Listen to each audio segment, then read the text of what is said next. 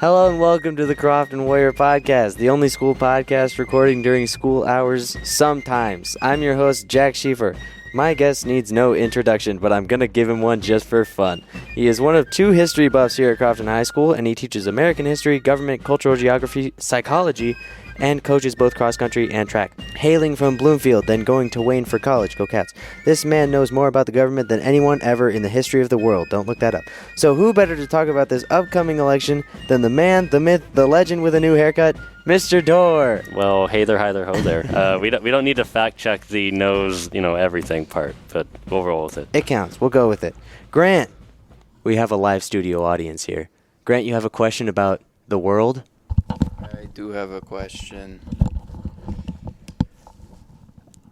As someone who is not old enough to vote in this election, why do I need to care so much and learn about this year's election? Fun fact, that was one of the questions that I wrote for Mr. Doerr to answer. Oh. So this was on it already. So do you want to persuade him to be able to vote? I certainly could. Ideally, Grant, one day you will be old enough to be a voter. And thus, you probably, I think, have a vested interest as far as what your voting world will be like when you reach that age, which will be here very, very soon for you, presumably as a senior. I'm guessing you're not actually a 14-year-old senior or something. That'd be cool. That would be cool. But no, you definitely should care, because that would inform what your decision will be when you do get a chance to vote. And you'll already have some information going into that, rather than being kind of blind to current events and world affairs at that point. And so you could be a much more informed voter and citizen once you reach that juncture of your life. Whereas if you paid zero attention right now, and then 4 years later you stepped into it, you'd be like, well, how did we get here? I don't understand what's going on. Da, da, da, da. But if you've actually been paying attention, then that's a lot easier to make that transition. And you would make our founders very happy by being an informed citizen of the United States of America.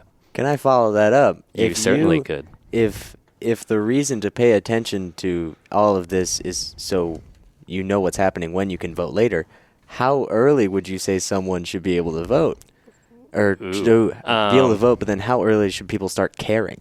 Well, if you're caring just so you can vote in 4 years, should someone who's 10 years old care so they can vote in 8 years? Well, really, Grant would be able to vote the next election cycle. Yeah, so, and that could be, on a local setting, he might be voting next year. Let's say, depending on what his place of residence is, if there's a local ballot measure of some kind, be it, and it could be a local political election, or it could be a referendum or an issue of some kind. You could, as soon as you're 18 and it's November of the following year, you might be voting.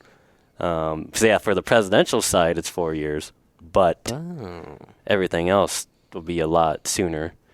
As evidence just in Crofton alone, right? We've had a lot of bond votes the last handful of years, back to back to back, or however many it's been. Someone fact check me on that. But so the last few groups of seniors, even though it's not been a presidential election year, they've had a lot of voting power on stuff. And also, it's obviously I'm biased, but I think it's just fun to be paying attention to stuff too. And then you can actually contribute at the old Thanksgiving dinner table stir the pot and have fun.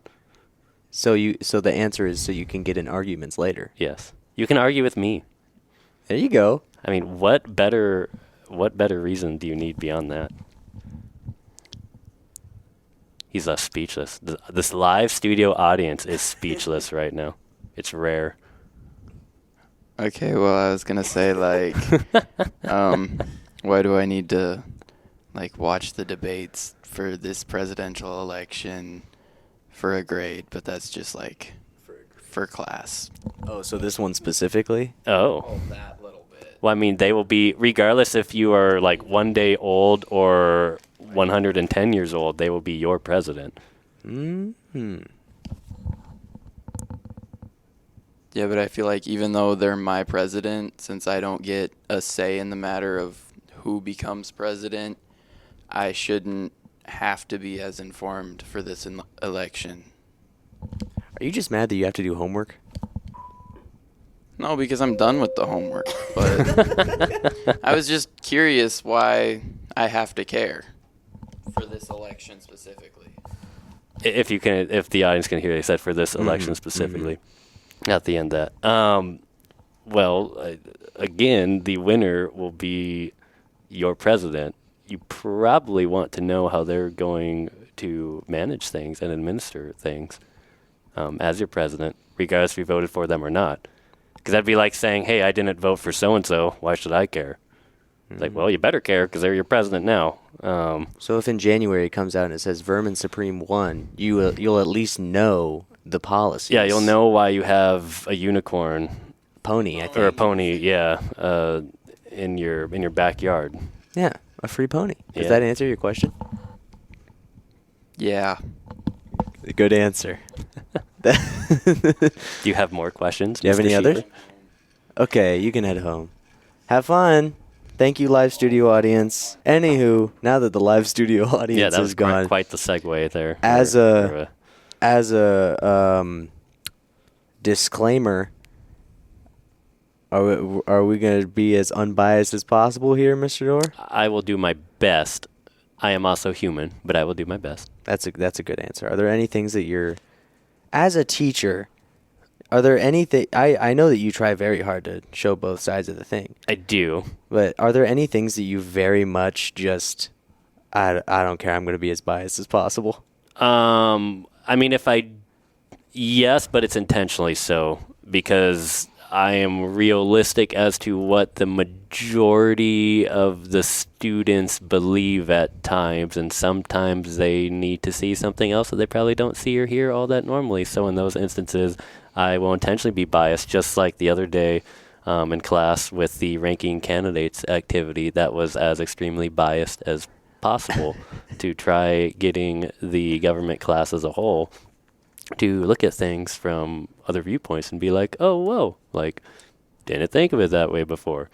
Whether or not it's not necessarily trying to change anyone's opinion, but hopefully it's making people more informed so that way, whatever their opinions are, they can better support it and have a more educated and ideally civil reason for why they believe what they believe. Wow, that's incredible. I commend you for that, by the way. I'm sure it's very difficult to teach That's politics. why I don't have as much hair anymore. How do you what strategy do you go for when it comes to teaching something as sensitive as politics? I mean, it matters a lot to a lot of people. You're right. It does matter a lot to a lot of people. One thing that I am very lucky and blessed with, and it kind of gives me a little bit of an unfair advantage, I think, in this particular area, is that my family is like every political persuasion under the sun, over the sun, whatever you want to call it. And so there are immediate family members are on every side of the political spectrum, some off the political spectrum. And so I hear their viewpoints constantly. And so it's easy for me to be like, oh, okay, someone from this angle is going to feel this way, or someone from this angle is going to feel this way. Likewise, it makes it a lot easier for me to argue whatever, because I've already heard the argument 1,000,001 times, long before I've ever, done any lesson planning or prepping or anything like that. And so that helps me, I think. And then also, to your point about things being very sensitive, I don't think that's necessarily a bad thing either, because that means people care. And so if people care about something, then that means they're probably highly motivated to learn stuff, whatever the stuff might be. So then if that's the case, well, then they probably care more about facts or statistics and things like that. If they're less motivated, then they probably just want to see whatever the prominent political person is and see what they think, and they call it a day. Any classroom setting is going to have the full range of extremes of both of those things, as you can attest to. Yes, sir. And so I try to incorporate as many variations of those two extremes as possible to try helping you guys learn stuff. But yeah, it's difficult. there's never a perfect way of teaching it, I don't think. And every class is different, and every year is different. Every semester, every election cycle is different, and what matters isn't going to be the same from cycle to cycle. And so, yeah, just part of it's reading the room, and part of it helps that by the time you guys take government as seniors, I've already had you guys as juniors in American history, so I'm already kind of know who we are. Yeah, read the room a little bit, though you guys surprise me more often than I let on too, though. But I don't want to reveal too much. So how is government class this year, being an election year? How is that different from all of the other years, all the other 3 years in the cycle? From a purely logistical standpoint, way more time is spent, like Grant was just saying, watching debates. That just naturally takes up a lot of class time when there's only so much time in a class in a semester. And so that means other stuff has to be dramatically shortened, or if it's not a standard of some kind, then sometimes it just has to be cut entirely, which is painful, but sometimes you have to do that. That being said, election years are usually a lot more fun, I think, for you all as students, because you can kind of see stuff happening live in the real world.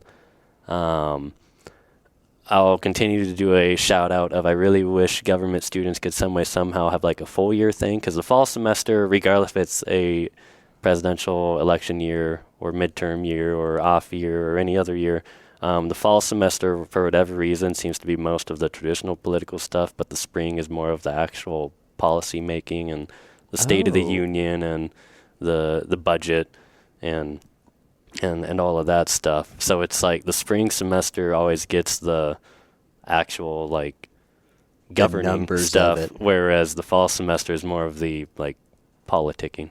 Which is weird how it always shakes out that way. But since I've been at Crofton, that's almost always how it's shaken out. Oh, that must be fun.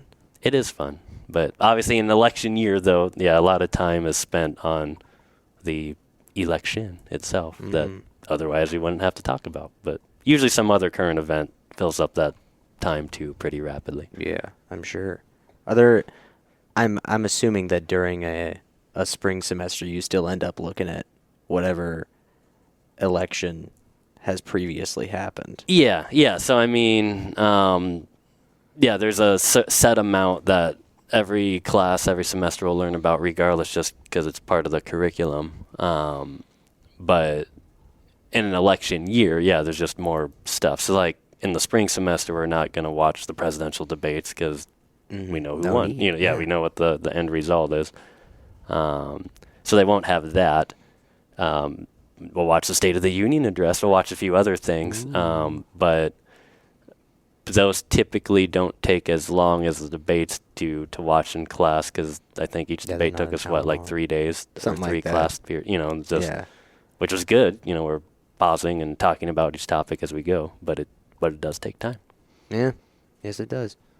I think I deviated from what the original question was, and I forgot what it was. So I did too. You gotta great. Put me back in my place here.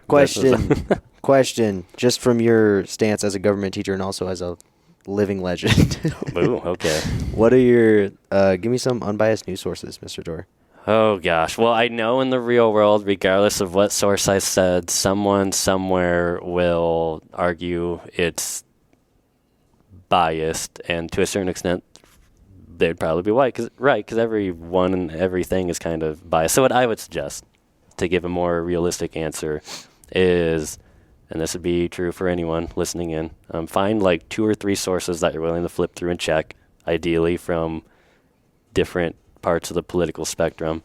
So to stereotype, you would have like a CNN would be more liberal leaning, a Fox News would be more conservative leaning. And like if there's a major event going on, flip to both of those channels and see how they portray it. And the things they agree on is probably a pretty good guess. That's how it is. And the things they disagree on might be a little bit more opinionated then, rather than being strictly accurate in the traditional sense. And the same thing goes with individual broadcasters on the various networks too, or the different columnists if you read online stuff or print media or whatever.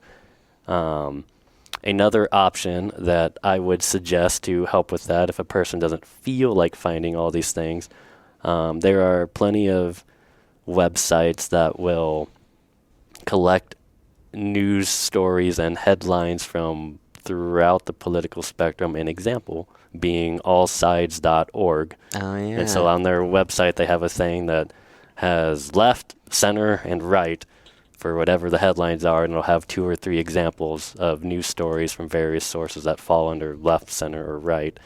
And so it, like the name implies, has all sides.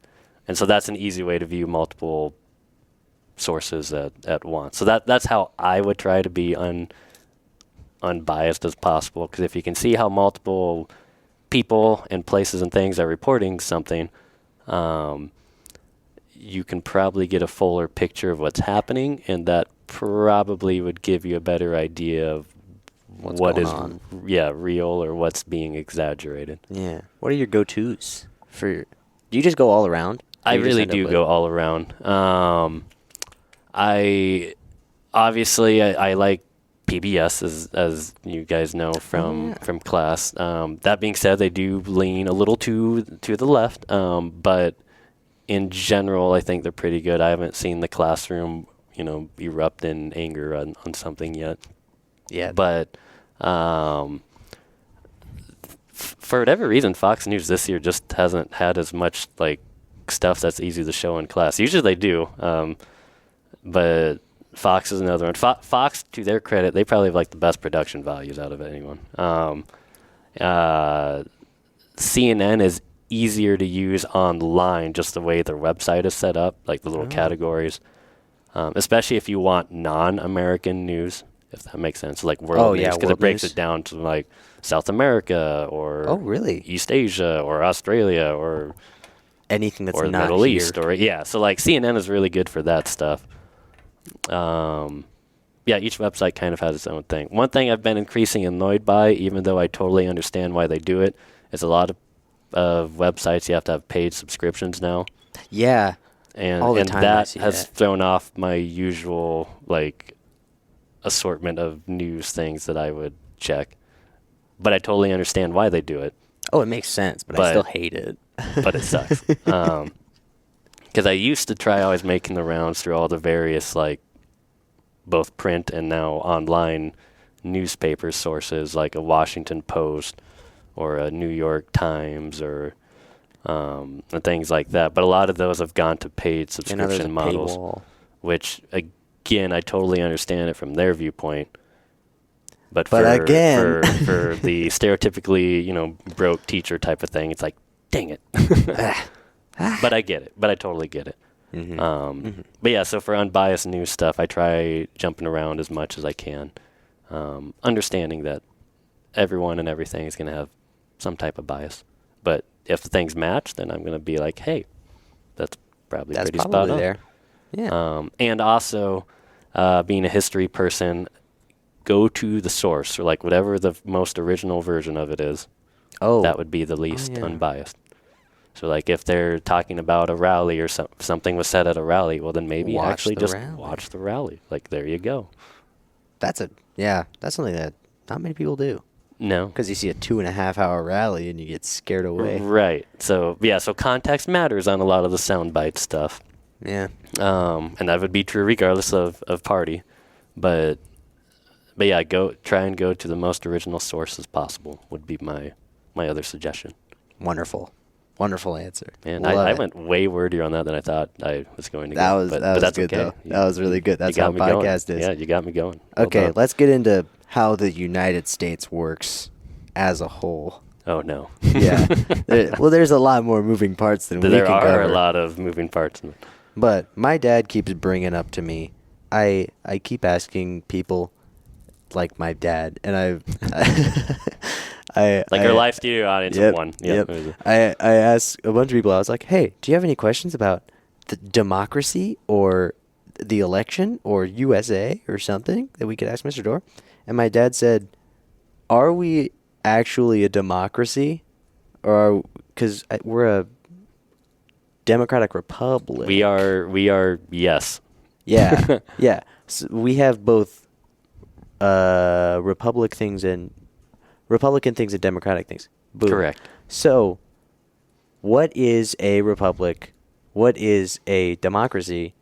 What is the United States of America? I'll try getting all of those. Just remind me if I had skipped over one. Mm-hmm.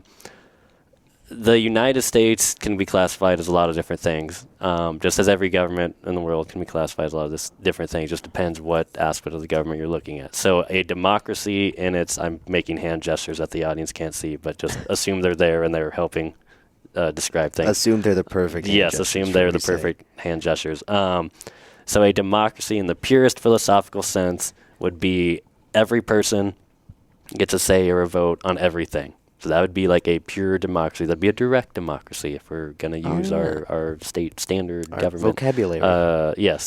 Terms.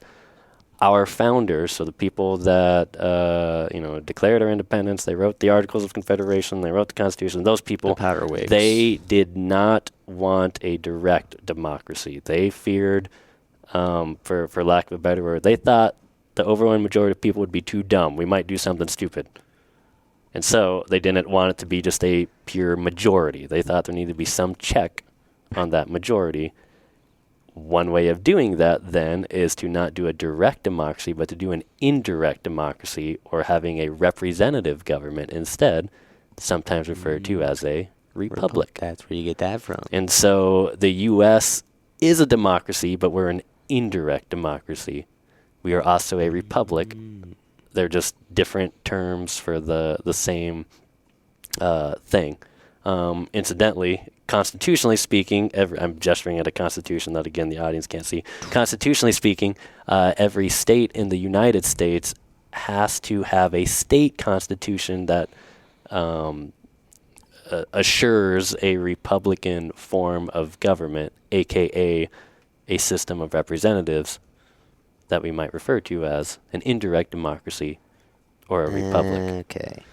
Whether or not that made things clearer or not, I don't know. But so it's you both. could, it's we are both. So sometimes you'll hear people argue, like, why did they say we're a democracy? We're actually a republic. Like, yes, we are actually a republic, but we are also a democracy. But we are also a democracy, just not in the technical, purest sense of the word. Indirect democracy. But we still are for all intents and purposes. Yeah, we're both of them. So, yeah. Okay. But yeah, if you want to be more accurate, you would say we're a republic. Just because democracy, hypothetically, you might be referring to a direct democracy. But I feel like most everyday average Joe Schmo Americans would totally understand, like, hey, we're a democracy. They'd be like, heck yeah, we are. We're the best democracy on earth. Woo! You know, like, I don't think most people would be like, no, we're a republic. Like, yeah. Like, we are, for all intents and purposes, we are both. Yeah, gotcha. Good, solid, thank you. Question that I've not written down that I just have. A lot of states, you hear with, like, I think Pennsylvania, with all of this election news, with that being a swing state. Commonwealths. Oh gosh. States are commonwealths are states. Yes. What are they? Yeah. Oh yeah. Yeah. So I wasn't getting What's where your question was going. Help. Yeah. It's just so long as they have a representative style of government, they can be a state. So what they call themselves doesn't really. So a commonwealth can be a state.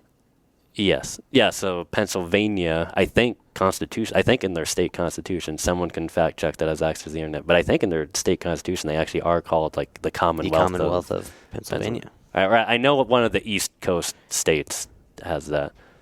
Or like Louisiana, on like a local level, instead of counties, they have parishes. Oh, really? That's interesting. Oh, yeah, Pennsylvania, Kentucky, Massachusetts, and Virginia. And yeah, that's it. Okay, yeah. So long as they have a representative form of government, they're good. They're in. They're welcome. Huh. I guess so. So those states are a commonwealth that are a state, but Nebraska would be a state that is a state? Yes. I feel like you're making it more complicated than it needs to be, but probably yes. Nebraska would just be a state with a lowercase s. That would make more sense. Well, speaking of dumb questions, Well, Fred that was a dumb Dennis. question, dude. Wow, dude. Sorry, Calling Fred. him out. I'm calling out Fred. He asked me, why can't we just print more money? And I have explained this to a couple people, honestly, and I'm not even a teacher. The short answer that you probably used, and then it probably went nowhere, was that if everyone has more money, then the value of said money decreases, which means you'd have to print more money to make up for it, which just makes the problem even worse. Now, oh gosh, how do I phrase it? A slightly longer, but still simplified answer would be, actually, I'm going to change it. We're going to look at it from a business owner's perspective. We're making an audible on the fly here. So, yes. And so say you are selling lemonade. Yes, we are. We got a massive lemonade stand here. You charge $1 per lemonade. If suddenly everyone on that street that you're selling lemonade to has $100, you're probably going to raise the price for your lemonade because they can afford it, right? Oh, yeah. But then, and they're going to be willing to pay the increased price because it's not going to hurt them any. Okay, well then let's say at your lemonade stand, you have Fred Dennis working there, and you got to pay him. You got to pay him to work that lemonade stand. Now, probably you're going to need more money to pay him to work there. If everyone else has $100, yeah, he's going to be like, I want my $100. What the heck? I want to buy lemonade too. And it doesn't cost $1 anymore. Now it costs like $10. Pay up. Geez. And so, therefore, you need to increase your prices to make up the difference just to pay him. But then that cycle is just going to keep continuing and repeating itself. I mean, it's kind of inflation in that sense. So if we do print more money, ideally, it just goes to me and I'll put it into a track, and it won't screw up the macroeconomic scale of any way. Good answer. You didn't expect that little audible at the end. We can print more money, but only if it's going to Mr. Doerr. You hear that, Fred? That's the answer. A actual real-world example of a country that, well, actually there's lots of real-world examples of countries that did this, but a more recent one would be a country I visited once upon a time, Zimbabwe. You visited Zimbabwe? Yeah, I spent a month there. Really? Yeah. Fun fact. Could be a topic of a podcast. I guess I could. And so they had, their economy was not doing well. People were poor. They couldn't afford things. So let's print off more money. Then they can afford things. Well, then the price of bread increased. So instead of being, $1 for bread, now it's $10. Well, then the $10 becomes $100. The $100 becomes $1,000, and it just everything. And so they end up printing dollar bills that I think the largest denomination they print was like $1 trillion bill. Oh my goodness! I'm assuming they don't still have this system, do they? No, now they use the American dollar. Hey, shout outs. So yeah, go USA. Good on them. But that would be like a real world example of why you can't just print more money because the money becomes worthless. So is it going to hurt anything if a small group of people get more money? No, it's not going to throw off the balance. That's why, again, give me the money. We'll build a track. Yeah, Life we'll be is good. fine. We can build a new school, right? You can fix every problem everywhere. Yeah. The Crofton Mint. Exactly. But if everyone, so let's say not just Crofton got more money, but everyone got more money, then a track would cost more. It would, yeah, because the money doesn't mean as much. Yeah. Yes, makes sense. So, Fred, if you're listening, that'll shut you up. I hope you get your lemonade, and I hope it only costs you $1. Yeah, $10 for lemonade is absurd. It better be good. That's true. It better be really good lemonade. I was having a conversation. This is completely off topic, but also very on topic, and I'll bring it back. But I was having a conversation in choir today, and we were talking about. No, it was this morning. It was before choir. It was in encore. I was sitting with Quinlan Mosher. What a guy! And we were talking about politics. And I was because. What a way to kick off the day. I just started doing my Trump voice, and I went from there.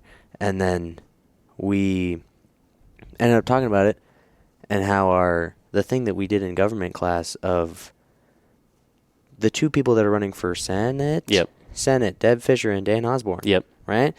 And then you laid out their stances on stuff and gave us a Google form, and we answered questions. Yep. Context. So we ended up that the people in our class agreed more with one of them. Correct. Ben said, why didn't you just put the names? I would have known to vote for the other one, sort of thing. And Quinlan and I were like, what the heck? This is dumb. Should the political party of a person even be on the thing? Because then a lot of people just mindlessly like... You're right. Yeah, that'd be straight ticket voting. Yeah, exactly. So then we just got to talking about political parties and why they're partially dumb, but also maybe not. You know? Correct, yeah. That sort of conversation. So I bring the question to you. Why do we have political parties? Oh, gosh. Well, I'm going to segue back into your original conversation that you were having with Quinlan, though. The state of Nebraska, shout out to us, for the state house, the unicameral, it does not list political parties when you vote for them. In the real world, it takes like 2 minutes of researching to figure out probably what party someone is. But it is meant to help that instance that you just alluded to, where someone might only vote solely based on party. Hopefully this way, at least according to Nebraska and our unicameral, people vote more based on what their policies are for the issues at hand. Wow, Nebraska, we're just doing everything right, huh? Go Big Red. But anyway, why do we have parties? Yeah, why are they here? Just the question. For one, it was just kind of natural evolution in the first place. You're going to have a group of people that are going to agree on a stance for some topic or issue, and then they'll get more people to agree with it. And then odds are if they agreed on one thing, they're probably going to have similar ideas for another thing. And before you know it, said group of people agrees a lot on a lot of things, and that's essentially a political party. Wow, they've elected someone for president. Yes, and so they might agree on one issue, and then a second issue, and then a third issue. I'm gesturing with my hands again, which does no good. But before you know it, you have a party. So they just show up. Yeah. So while George Washington was definitely against the idea, and his ideas aren't necessarily wrong, but they're kind of inevitable to occur, I think. Yeah. Do you think if people wanted to enough, we could abolish political parties? No. Okay. Well, because again, I think even if they weren't, form. even if they didn't exist on paper, they would still be there unofficially. Do you think there have been many different parties that have kind of came and went, like the Whigs? Yep. Like, I think, and I assume many others. Yeah. Democratic, Republicans? Yep. Countless ones. Yeah.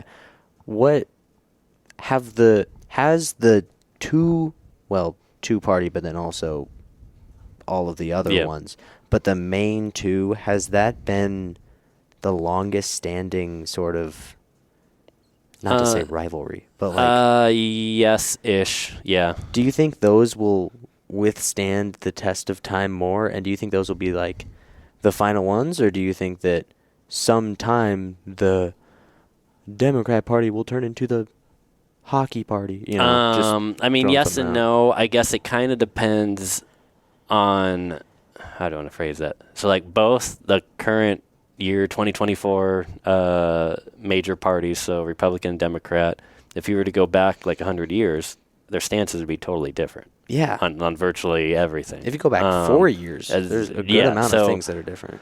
So in that sense, like the name is the same, but are they really the same party? I don't know. That's kind of up to the listener to decide. And so I guess to answer your question, like on paper, my guess is they'll still exist 100 years from now. There'll still be a Republican Party, still be a Democratic Party. But will their viewpoints have changed 101 times between then and now? Probably. So whether or not you consider that the same party or not, I don't know. But my guess is the name itself will continue. Just everything might. Now I'll say that, shift. And then for year 2028, it'll be totally different parties. It'll be libertarians are going to be the big two. It'll be libertarian versus green or something. Yeah, something like that. But, it'll be fine. That could be a podcast 4 years from now. Whatever the new age thing is. We'll do that. I'll come back. We'll do a hologram. There we go. There we go. That could be entertaining. Yeah, we'll figure it out. So, speaking of the USA, and also, this is also elections, but what's the whole deal with the Electoral College? We talked about it in class. We did actually talk about it. And I got a good amount there. So yeah, I should really have you teach this one. But the Electoral College, not a physical college. You can't enroll there. but it's basically a system for electing president. The Electoral College is like our actual constitution that no one can see me gesturing to. A pocket constitution, not the real one. I didn't steal it. But It's the real one. The Electoral College is a compromise, just like our whole system of government is. And essentially, it's it's going to sound bad, a fail-safe against any dumb ideas committed by an overwhelming majority of people. Oh, really? And so, our framers, our founders, whatever you want to call them, our Whig guys. They were torn between, do we let Congress choose a president, or do we just let it be the people choose a president? And they were torn. So their compromise was the people get to choose the people that will select the president. And then that's the Electoral College. So someone somewhere is scratching their head and be like, what? That doesn't make sense. So essentially, every state in the U.S.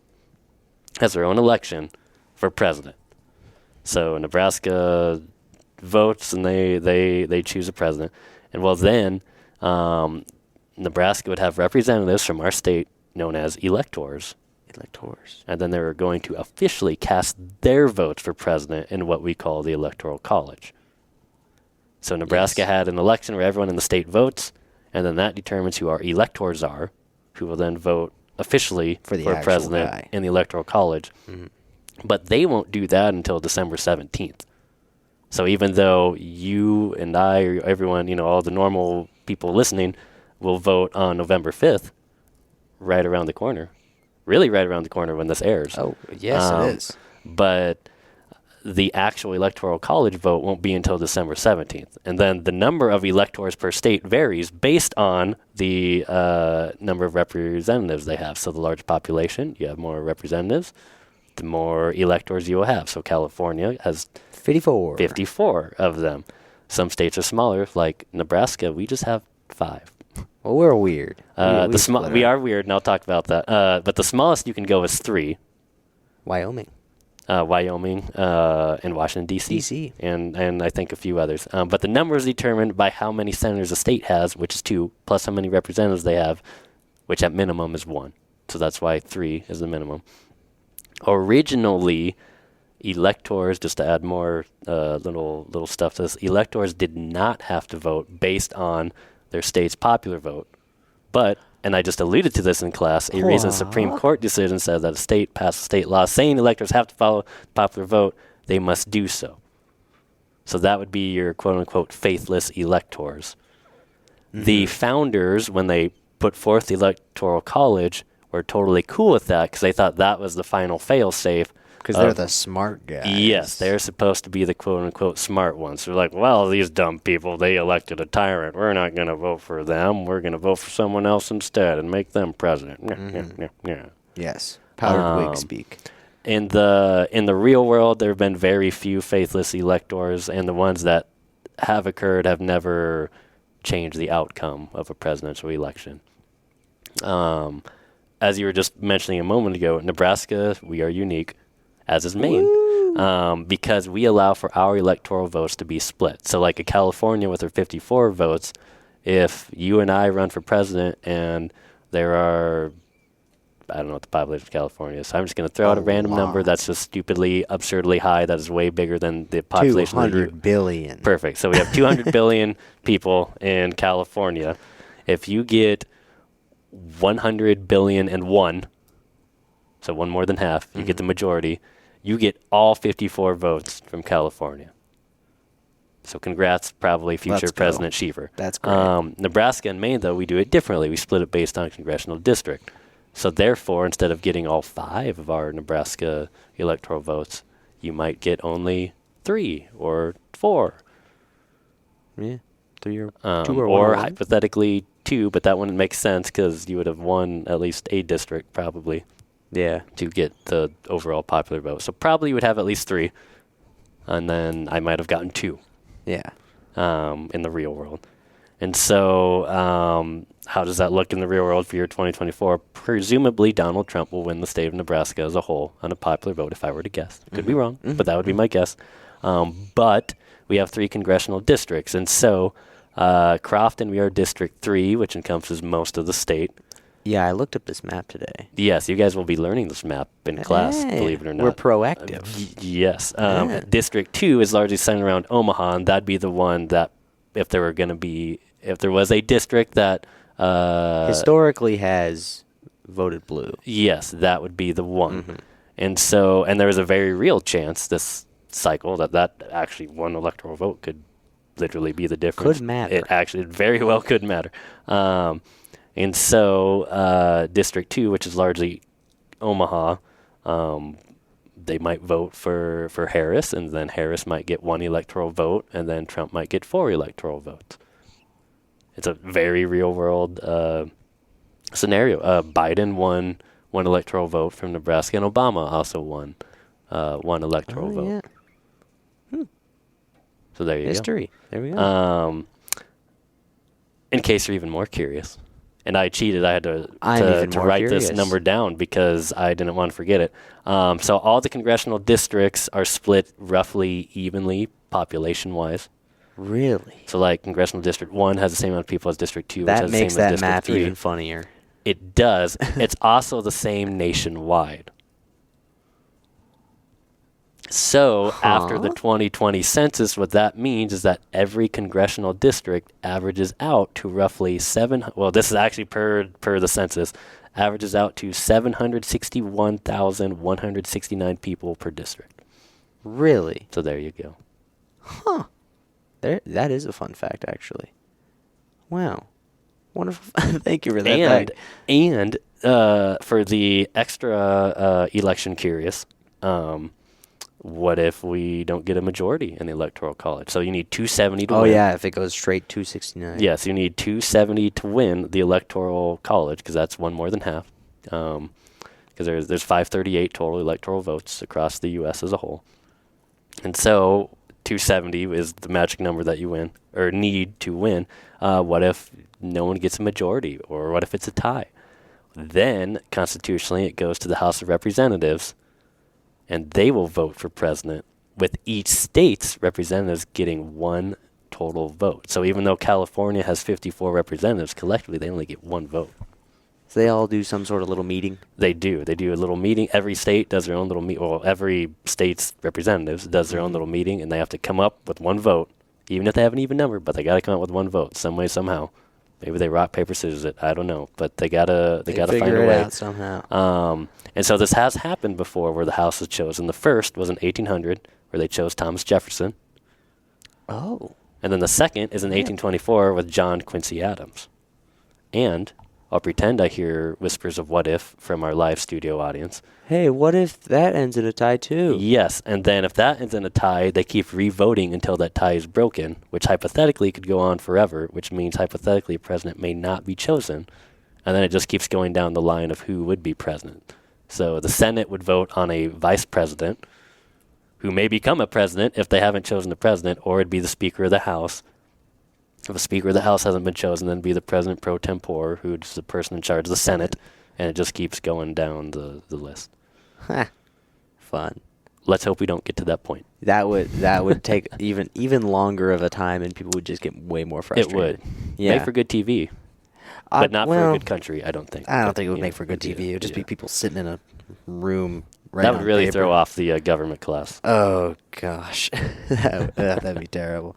So one of the things that I've heard you talk about, one of the things that I've heard you be incredibly biased on, is Nebraska's system. Oh, absolutely. Of the electoral votes and such and such and such. So my question to you, and I did not write this one down. That's so okay. Get ready. Oh, I'm already biased for it. Even better. So I would say that the way that system works in Nebraska is just a little bit closer to popular vote. It is, yeah. It's just a little bit closer, if so. Yeah. And if there were 1,000 districts, it would be even closer. And it would. And you just get to like individual people and stuff like that.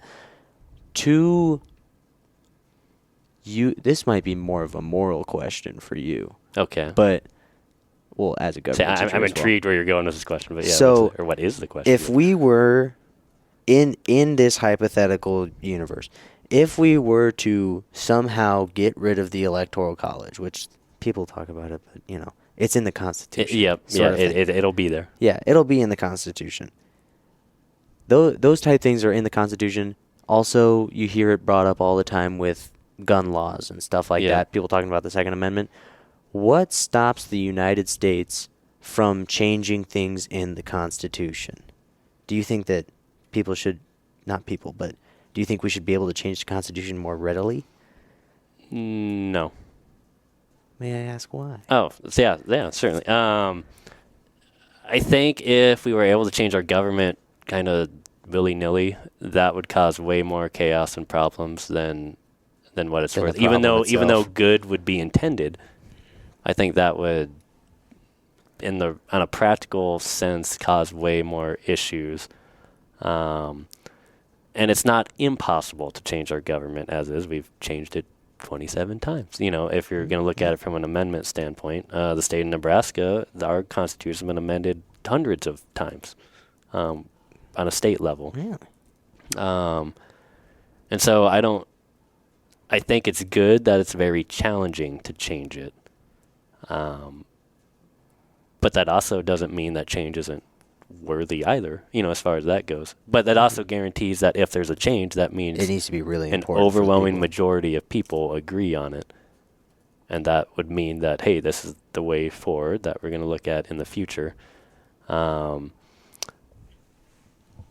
matters to people. Yeah. To tie that back into kind of what you were saying, like what I am very overtly biased on. I love that Nebraska splits its vote. I love that Maine splits its vote. I think it's way more representative of people as a whole. I think if states and again, I'm very biased towards this, so listeners, I'm not, I'm being open about this. I'm very biased. So an actual legitimate opinion from me, imagine like a California or a Texas, if their votes could split. Well, suddenly it's not automatically guaranteed California is going to be all 54 Democrat and Texas isn't going to be all Republican. California, they have the largest Republican population. Yeah, and Texas is a very large Democrat. I think it would be better for the U.S. as a whole, and I think it would produce better candidates that are willing to reach out to more people and compromise on things that probably should be compromised on if they know that to win their vote, they actually got to travel to and kind of find a middle ground with more sets of people rather than just their base and the states that they quote unquote know they will win. Yeah. Mm-hmm. Do you think that if this is probably a silly hypothetical as well, but if all of this electoral college stuff was made today, do you think we would just go with the popular vote? Yeah. I do. I think we would have thought it was too complicated. Yeah. I don't mean that as like a horrible indictment on us as a society, but I think we would be like, wouldn't it just make more sense whoever gets the most vote wins? Because that does make sense. I mean, I can't even argue against that. Yeah. I like the electoral college, but on a philosophical it's definitely level, interesting. On a philosophical level, I cannot argue against the idea of a popular vote. Like, it makes sense. Like, how else would you do it? Majority rules. Yeah. You don't want the minority to rule. That doesn't make sense. Mm-hmm. But that can happen in the electoral college. Yeah, people have won the popular vote and lost. Yeah. Several times. Yeah. We learned about that today. Indeed you did. But that being said, I'm still a fan of the electoral college because I think the benefits outweigh the negatives, particularly if states would do like Nebraska and Maine do, which is why it was kind of disheartening that Nebraska was looking at getting rid of it just for purely political reasons, even though it would satisfy 99.9% of Nebraskans. But I think for like the greater good or the greater whole, like it really would, I think, be better if the U.S. did everybody split it up. Will it ever happen? Probably not. But dang it. We can dream. Exactly. We can think about it. So, moving past that one. All right. Sorry. Moving past that one. we can go back to a purely nonpartisan standpoint here. Okay. Just I'll dial it back. I'll do my best. Why is the president so important, Mr. Doerr? Well, for one, they control a entire branch of our government, or they're the leader of a branch of our government. So a third of our government. You want to look at it that way. Arguably more than a third, because the people in the bureaucracy, quote unquote, would be a lot of workers. But they enforce our laws. They command the military. I'm counting off on my fingers, which again people can't see. We can see that. But they're the face of our country to the rest of the world. They're like our chief diplomat. They're our main statesperson to other countries. Ideally, they are representative of the people, like American citizens on domestic stuff and foreign. At least half. As you guys will kind of learn this lesson, it doesn't always sink in, I don't think, until after you've graduated high school. But in a very real-world sense, the president has much more of an influence on foreign affairs than they do domestic ones, even though all the debates we talk about all domestic stuff, but really Congress has a lot more real-world say. And I can hear people arguing in the background, I'll pretend. But, but I would argue the president has a stronger influence on foreign affairs too, and so that's also important, right? Like, do we want to send people to war or not? Do we want to send lots of money to other countries or not? Big point of debate. How do we want to handle our borders, naturalization, immigration? The president has a large say in that, but it's only one branch of government too. But it's an important branch because they enforce the laws. So the president is very important because at the end of the day, they enforce stuff.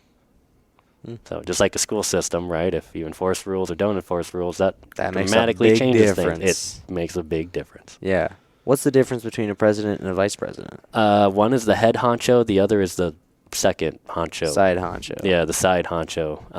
And the VP, this is going to sound bad, constitutionally does basically nothing. They get to break ties in the Senate, and they get to count the electoral votes. And that's kind of it. So really, they only have as much duties and power as the president delegates to them. Wow, that busy. They are just on standby. Oh, they're just in case. They're just there if they need. Exactly. So right now, if Joe was just like, "Hey, we need," hey, can somebody go on a coffee run? I suppose yes. Vice President Harris could run and get some coffee.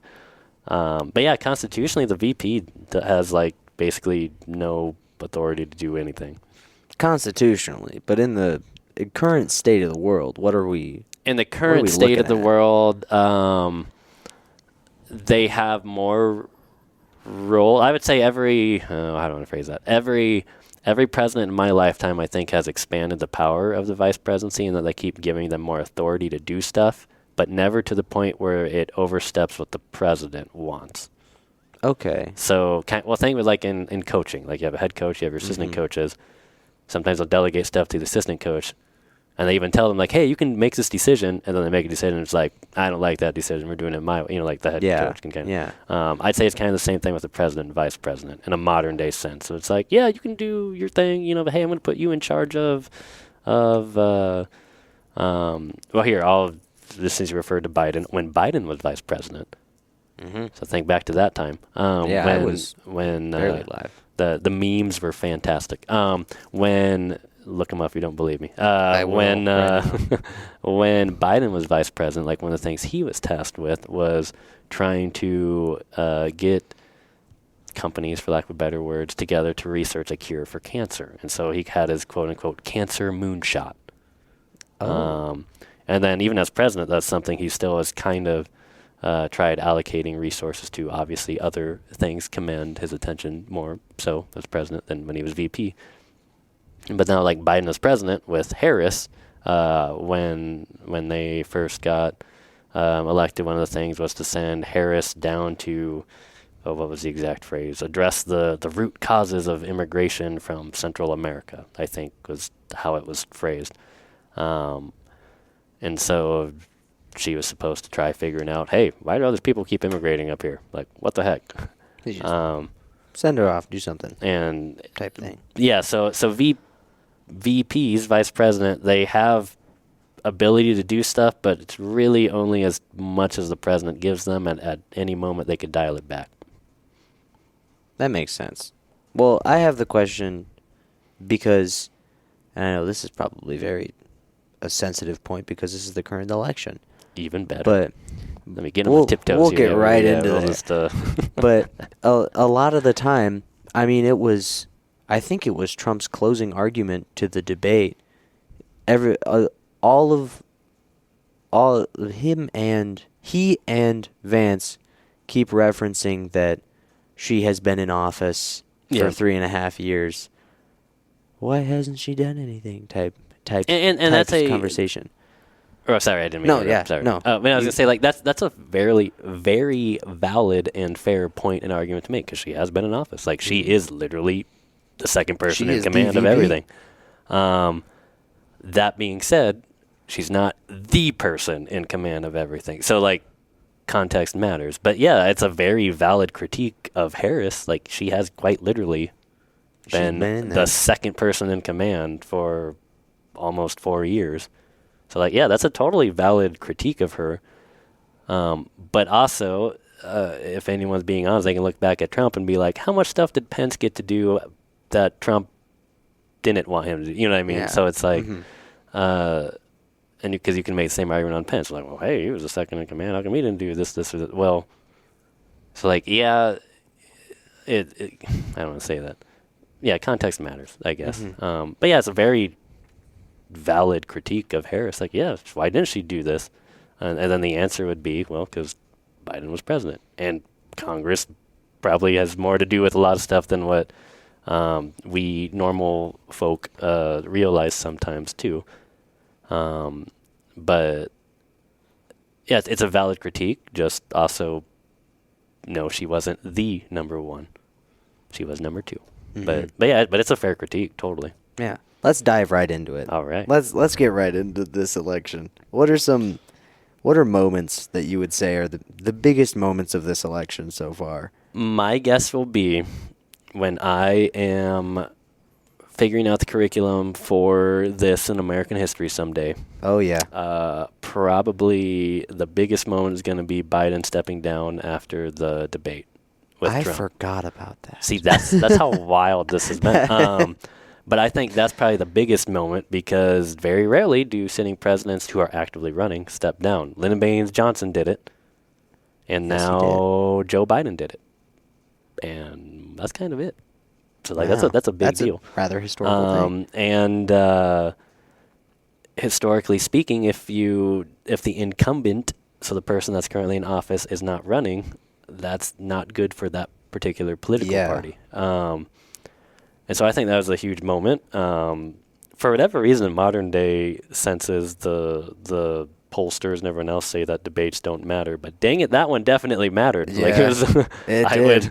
I would say that one was an example of a debate having a huge impact. And then I think the other things, even though it almost doesn't feel like it deals with the election, but it totally does, for the, like, alarmingly high number of assassination attempts on former President Trump. Cut it out, people. Like, that's crazy. Just don't. It's just, yeah, it's horrible. It's awful. It's really, and it's genuinely frightening. I don't think we have to dive back into American history very far to be like, hey, political violence is bad. A good idea. Yeah, like, assassination's not good. That's just bad. Yeah. Just don't. Maybe not. And so whether it's a sitting president or a former president or a candidate or anything like that, yeah, like, bad things always happen. So I think between the Biden stepping down and then Trump narrowly surviving, essentially, thanks to the chart, the famous chart. Oh, yes, the chart, his favorite chart. I think those will probably be the biggest moments. There might be other things as time goes on, then things become publicly available. I mean, we'll see. We'll see what happens. That changes things, but those would be the main things that jump out to me right now. Mm-hmm. The fact that I forgot that Biden stepped down until now kind of just tells you how much. Yeah, well, how crazy the assassination attempts, that understandably draws your attention away. Like, that's a big deal, and not necessarily in a fun or positive way. Oh, yeah. But I think those two things will probably be the standout moments. I don't think there's been any wild, crazy rallies or speeches from either Harris or Trump that's been something that we'll look back in history and be like, oh, this was definitely the turning point. Biggest moment. Yeah, I think the initial debate between Biden and Trump, and then Biden eventually stepping down, and then the assassination attempts on Trump, will end up being the biggest things. Will they actually persuade voters one way or the other? I don't know. But I think from a historical perspective, those are probably the standout moments. Mm-hmm. Probably in history, we'll say they had more of an impact than what they might have actually did. But those are the ones that immediately jump out to me. Yeah, good, wonderful. Those are really good points to make. I don't know. I don't even know what I thought it was going to be. No? But that was solid. That was wonderful. So for all of our uninformed voters, Mr. Grant Schieffer, who has left the room an hour ago, but whip out that piece of paper. What are the stances of our 2 presidential candidates that we've got here? Yeah, so for the listeners, I cheated, and instead of basically I just printed off something that kind of had a bunch of different topics and just a kind of the Cliff Notes version of their stances to remind me, so that way I'm not like speaking out of my butt. Yep. On something. Do you want me to just kind of cherry pick topics, or do you have topics you wanted me to? I don't really have any topics that I think would be more important than others, but if you think that, first off, what do you think are things that what do you think are policy points that are very important in this election cycle specifically? Abortion, I think, is a big one. Especially here, like mm-hmm. in Nebraska. But I think in general, since the midterms, it's been an important one. So with abortion, broadly speaking, Harris is okay with it being legal. Trump admittedly has kind of changed his stance quite a few times here. But they actually have the quote on here that I was going to say, quote, abortion is really not that big of an issue. So, but like in his mind, he's cool with the states having the power mm-hmm. to decide. So like popular sovereignty. Yes. And so that means a state could vote to have or not have abortion legalized. I think the overwhelming majority of Americans are not cool with abortions after a certain point of the development of said fetus or child, or however that's kind of roughly been the general consensus. But I would say that would be a really big issue. Broadly speaking, the Republican Party as a whole, though, is against abortion. So even though Trump himself is kind of like in the wishy-washy stage of it, the overwhelming majority of Republicans are definitely against it. So you can kind of spin that however you want. That, but I think abortion would be a big deal. I feel like it hasn't been brought up much this cycle, but it certainly was over the midterms, like climate change. Or global warming, or whatever term you want to talk about. Broadly speaking, Harris and the Democratic Party is cool with spending lots of money on anything related to that, basically, whether it's trying to develop new energy things or reducing carbon emissions. There we go. I would say greenhouse gases. Methane. Whereas Trump would kind of go the opposite as far as like, let's not spend money on it and just keep on keeping on. When it comes to economic stuff, it's kind of a hard comparison because they don't really talk about the same things when referring to the economy. Obviously, when Trump was president, the economy was like buzzing and humming, and unemployment was super duper low amongst like every group, whether you were white, black, or somewhere in between. But then it wasn't with COVID. But obviously, it's not like it's not like anyone necessarily planned for that. As far as infrastructure stuff goes, President Biden, the humongous infrastructure bill that Harris said she would continue doing similar things with. And so that would have jobs in its own way. But it's kind of a hard comparison because they don't really talk about the same stuff. Trump talks about tariffs a lot, and that would be his way of raising money on things. To kind of throw it back to junior year American history, tariff isn't necessarily like a tax on the outside country. It's you're charging more to import the good. So typically that cost goes back on the consumer rather than the other way. But that being said, Biden has kept some of the Trump tariffs too. So like, you know, who's to say? But yeah, they kind of talk about different things related to the economy. So Harris has talked a lot more about like housing and things like that. Trump really has not touched on that too much. Basically, they just talk. The only time they ever talk about the same thing is if they're trying to attack the other one. Yeah. Oh gosh, I'm just kind of skimming through. Education would be another one, which somehow has like not been talked about much this election cycle. Which for me as a teacher is kind of like, oh, Seems pretty important. But I'm biased. Broadly speaking, as far as teaching about, oh gosh, I want to phrase that, like non-traditional, like rah-rah, USA stuff, Harris is more cool with that. She specifically has called out the Florida law from a few years ago.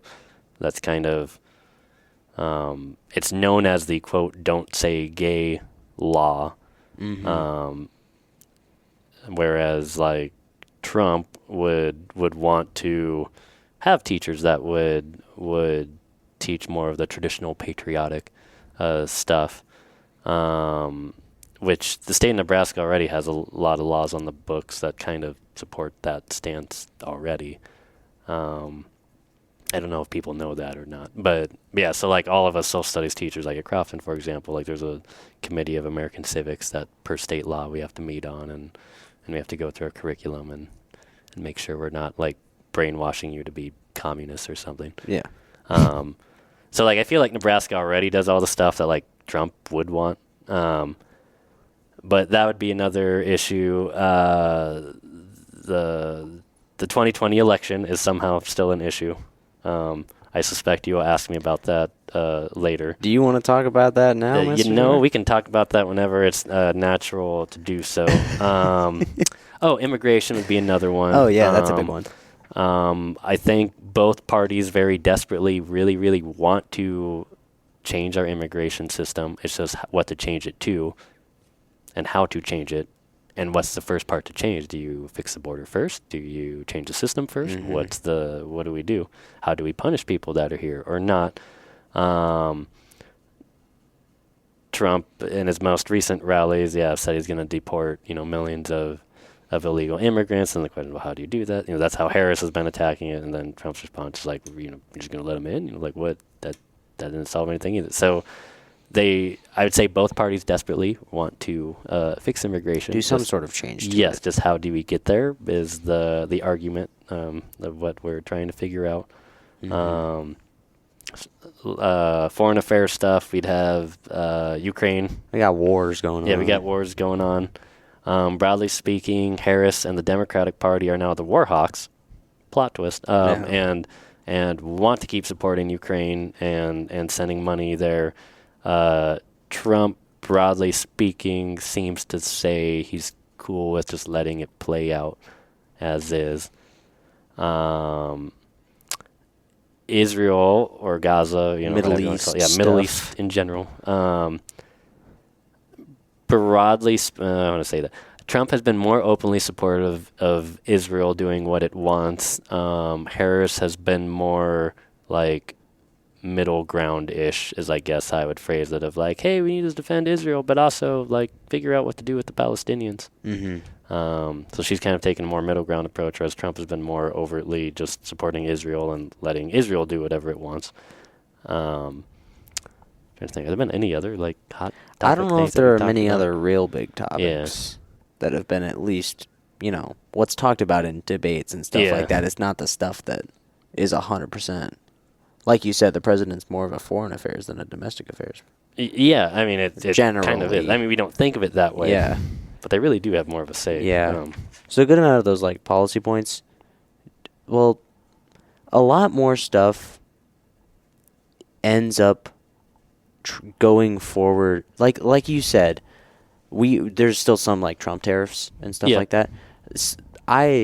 I realize that a lot of people don't understand that a lot of the impacts that a president makes go forward longer than 4 years. Absolutely. Yeah, that's just one thing that I've noticed. Yeah, so like to kind of go back to the economy things, like when Trump was president, the economy, by every statistical measure was kicking butt. Looking at unemployment or inflation or just GDP, like everyone looked at it was kicking butt. But that being said, if you look at the end of the Obama presidency, it was also trending that way too. Trump just continued it and made it his own and made it better. In much the same way that it's like then, like COVID hit. Well, that obviously kind of disrupted the whole economic thing we had going there. But right at the end of the Trump presidency, the trend, it was getting better. And then Biden got elected, and then it continued to get. So yeah, like it's hard to always pin things on one president and say they only did this, or this, because in the real world, yeah, there's influences from the outgoing one and the incoming one, and they actually do kind of work hand in hand. We don't always like admitting that, but yeah, there's definitely other influences, and it's hard to just say only this one thing impacted this thing so directly when in the real world it's not so black and white. A lot more fluid than it is. A lot more fluid than that than people like to admit. So bring it back, Mr. Doerr. I assume that you would like to talk about this and me to bring this up. Oh gosh, okay. The 2020 election was a whole situation. Let me tell you, if you didn't know. Oh, do tell. Was it crazy? Ignorant and unaware. What am I? Let me see. There was I was too busy grading. What happened? There was the November something election. I don't remember what day it was on, and then Biden won, and it was really contested, and it would. January 6th happened. Essentially, January 6th happened. Oh, so they counted the votes and they were done? No, sir. There was an insurrection that happened, and a lot of people were angry about the outcome of the election. A lot of people, to this day, I believe, I've heard it from several people, say, yeah, that election was rigged. That's this situation, yada, yada, yada. So, Mr. Doerr, do you think that election was rigged? Do you think that the election system is just going to its knees? Oh gosh, I will give a very wordy response. First, I will say insurrection is a strong word. Even the news people don't always use that word. And so I will be politically correct. You can be politically not correct. Use that word. Yeah, you can do that. So that way, I can continue to talk in this podcast. Mm-hmm. But you could certainly argue it is. I could also understand the argument it's not. But you could very easily. A lot of people went like, to the Capitol. I don't know how else you would describe what the word choice would be. Yeah. But as far as was the election rigged, obviously biased as a government teacher, but no. Or maybe that's what they want us to think. Dun dun dun dun. But as a government teacher, it would be hard for me to continue to teach the subject if I genuinely did not believe that our system worked and held. Like, I probably wouldn't make a good government teacher if I was like, hey, our government, it sucks. Yeah. No, you can still critique it. But what I would say for people that genuinely have a concern, speak with your local county officials. So, like, for us in Knox County, that's Joanne Fisher. Her information is readily available on the Knox County website. She's at the courthouse. Very nice person. But then as far as the 2020 election goes, as I will pretend to hear pitchforks sharpening in the background, just a few things that will probably be ignored by people that would say that it was rigged. But Trump's own cabinet officials, so the Attorney General, the top lawyer of the United States, for lack of a better word, in charge of the Justice Department, all these things, William Barr, the Justice Department, they investigated all these claims. And according to William Barr, the Attorney General, appointed by Donald Trump, voted in by Congress, all these things, they uncovered no evidence of widespread voter fraud that would have changed the outcome. In Michigan, one of the swing states, incidentally, there was like a plot to kidnap the governor of Michigan during all that. I believe the getaway vehicle was a blue Kia. That's honestly kind of It's funny. only in America, but in Michigan, that was one of the states that Trump claimed that there was widespread fraud. The William Barr said there was nothing there. The state itself said there was nothing there. Now, the governor is a Democrat. The governor, she was actually one of the ones floated for possibly running for president. So there would definitely be some bias there. But their legislature is Republican led. And they would be the ones doing the actual, like... The counting of it? It's like the investigating, per se. Yes. And so they said, like, nope, our election was clean. It was fair. In Wisconsin, another one. I remember live fact-checking those during class. Someone said, there are more voters than on the voter rolls in Wisconsin. Well, then let's look it up. It's all publicly available. And then they're like, oh, never mind. The numbers match. Like, well, see, I don't know what to say. But that was another swing state.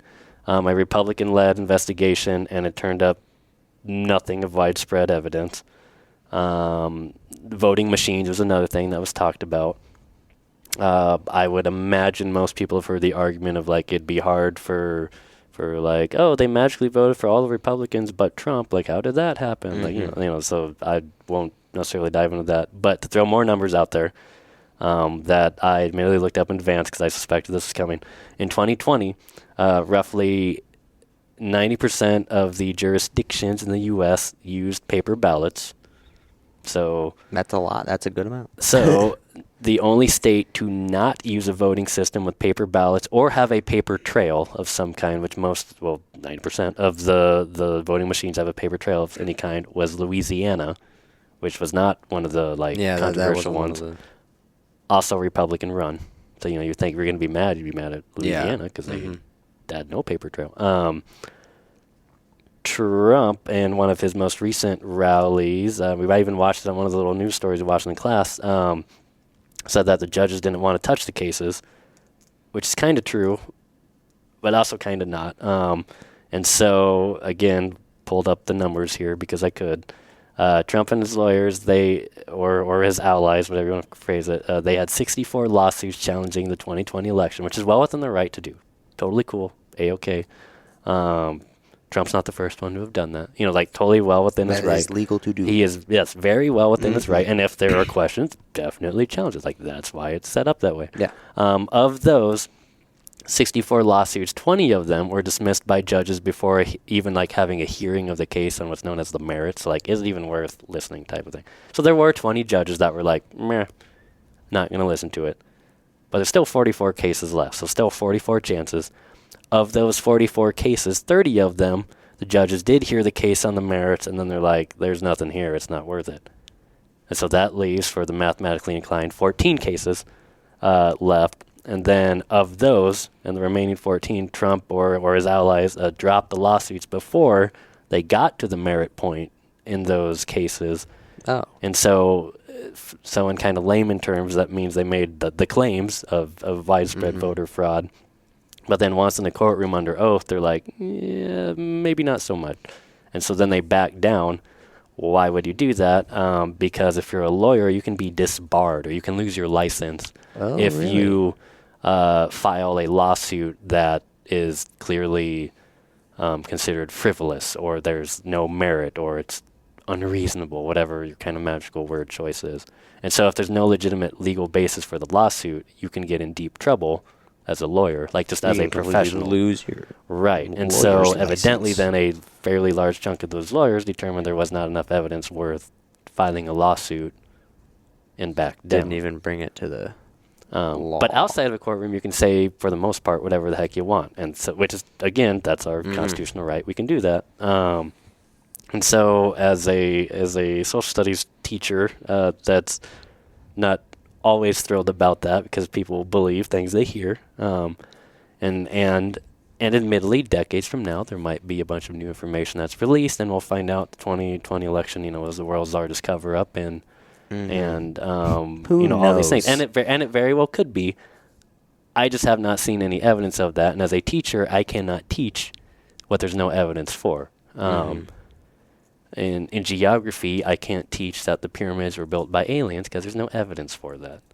Doesn't mean they weren't. Got a ban. But probably not, I'm not saying that Trump's claims are like aliens or something.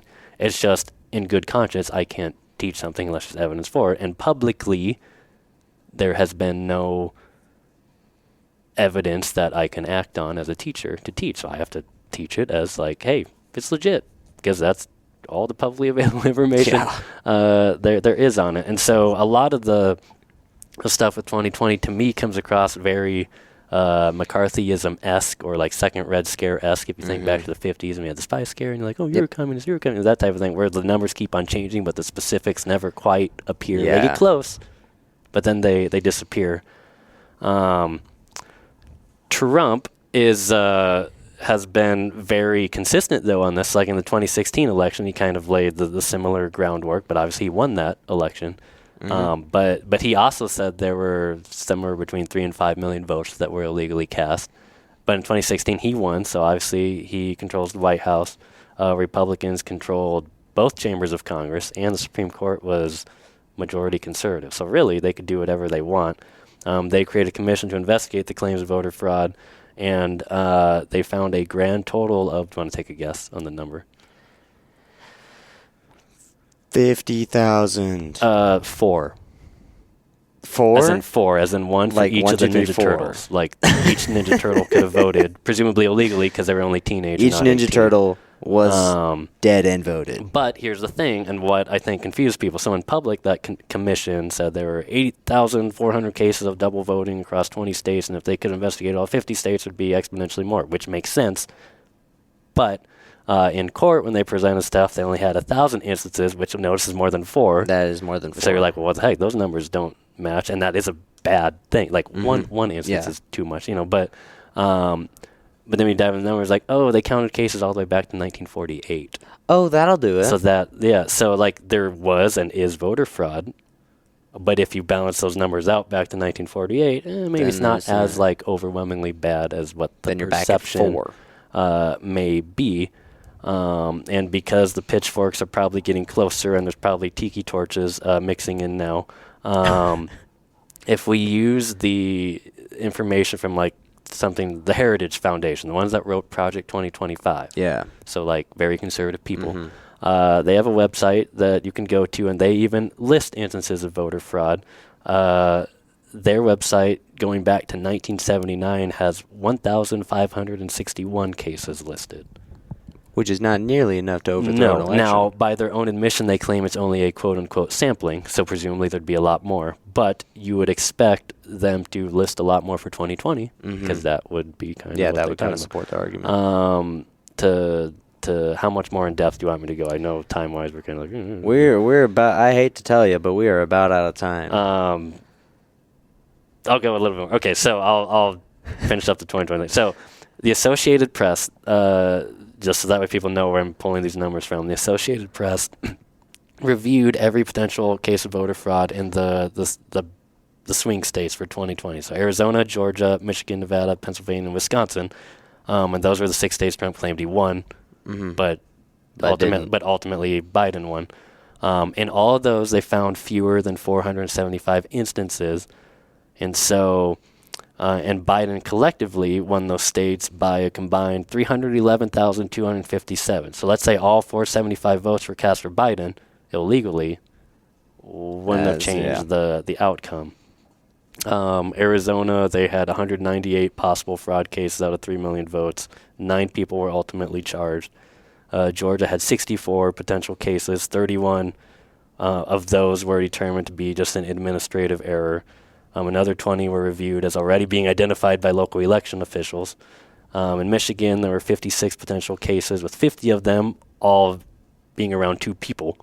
That just quadruple. I don't know how many votings that, but it'd be a lot. In Nevada, there were 90. Their state was weird. It was listed between 93 and 98. I don't know why there wasn't a specific number there, but the range was 93 to 98. All right, then. With 58 of them being from one county. I think it was where Reno is. Someone can fact check me that. I think it was where Reno was. In Pennsylvania, there were 26 possible cases, and in Wisconsin, there were 5.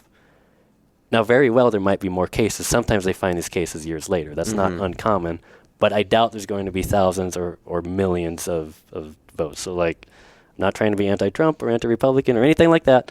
But in good conscience, I also can't do a both sides argument because there's just no evidence for that. If there was, I would love to stir the pot. But there's I just haven't seen that. And so, like, I don't care if people vote for Trump or vote against Trump, but, like, do it for the policy stances, not because you're like, man, something was rigged, because there just hasn't been evidence of that. As I can, like, feel the heat from the tiki torches getting closer. Yeah. But, there you go. You got me going. Really good in-depth. I like that. So, you need an in-depth analysis every now and then. I suspected it was coming, so we had numbers there. But we had everything. I hate to tell you, but we're out of time. Oof. We're fresh out. So I'm really fast, because I really wanted to get you these questions. So like I'm talking about a one-sentence answer here. Got it. So why is everybody so old? Biden's like 71, Trump's like 78. No, the people that vote are old, and young people don't vote. But there you go. And then final answer: Doerr 2028. No. What? Come on, you'll be able to run. You'll solve the old problem. If I ran, my campaign slogan would be picky, pick Mickey. Yeah. Want more, vote Doerr.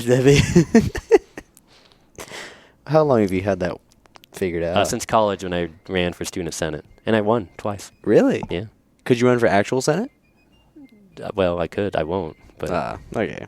Well, that's all right. Thank you for podcasting, Mr. Thank you for having me. I really appreciate it. Probably just got me fired, but no. I just got you a promotion. Oh, ooh. Okay. Ooh. We're gonna make Mr. O listen to this.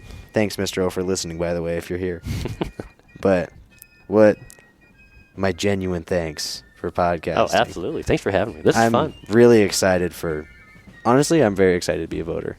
Good. You should. I actually kind of am. It honestly is a wonderful feeling. Yeah. It really is. It was very nice. So, I'm going to read a quick outro here. Oh, you do that. That makes sense. So, everybody who is listening, thank you for listening to the Crofton Warrior Podcast. We really appreciate your continued support, and not only the fun stuff that I get to do, but the entire journalism team as a whole. You can catch us on Instagram at Crofton Journalism, TikTok at Warrior Journalism, Crofton Warriors on Facebook and Twitter, or if you want just me, that's at Jack Schiefer on Instagram, Twitter, and TikTok. Go out and vote. Everybody. Right, Mr. Doerr? USA. USA. USA. Go out and vote. USA. Well, thank you for listening. We'll see you next episode. Bye-bye. You have a good day.